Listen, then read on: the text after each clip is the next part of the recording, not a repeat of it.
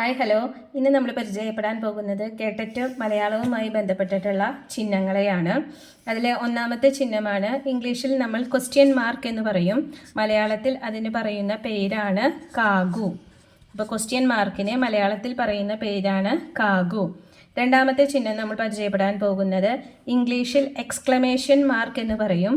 മലയാളത്തിൽ അതിന് പറയുന്ന പേരാണ് വിക്ഷേപിണി.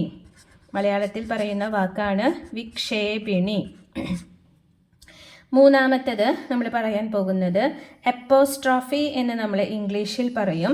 എപ്പോസ്ട്രോഫി ഇപ്പോൾ നമ്മൾ ഗ്രാൻഡ് മാസ് എന്നൊക്കെ പറയുമ്പോൾ MA കഴിഞ്ഞിട്ട് മുകളിൽ എപ്പോസ്ട്രോഫി ഇട്ടിട്ട് S പറയുമല്ലോ, അതുപോലെ മലയാളത്തിൽ നല്ലോണം എന്നൊക്കെ എഴുതുമ്പോൾ നമ്മൾ മുകളിൽ എപ്പോസ്ട്രോഫി ഇട്ടിട്ട് എഴുതും. അതിന് പറയുന്ന പേര് മലയാളത്തിൽ വിശ്ലേഷം. വിശ്ലേഷം എന്നാണ് അതിന് പറയുക. അപ്പോസ്ട്രോഫി മുകളിലിടുന്ന കോമയ്ക്ക് പറയുന്ന പേരാണ് എപ്പോസ്ട്രോഫി. ഇനി അടുത്തതാണ് നമ്മൾ കൊട്ടേഷൻസ്. നമ്മൾ പറയും ഇംഗ്ലീഷിൽ ആരെങ്കിലും പറഞ്ഞ വാക്കുകൾ, പറഞ്ഞ സെൻറ്റൻസുകൾ പറയും, കൊട്ടേഷൻസ്. അതിന് മലയാളത്തിൽ പറയുന്ന പേരാണ് ഉദ്ധരണി. മലയാളത്തിൽ പറയുന്ന പേരാണ് ഉദ്ധരണി. അപ്പോൾ 4 ചിഹ്നങ്ങളാണ് നമ്മളിവിടെ പരിചയപ്പെട്ടത്.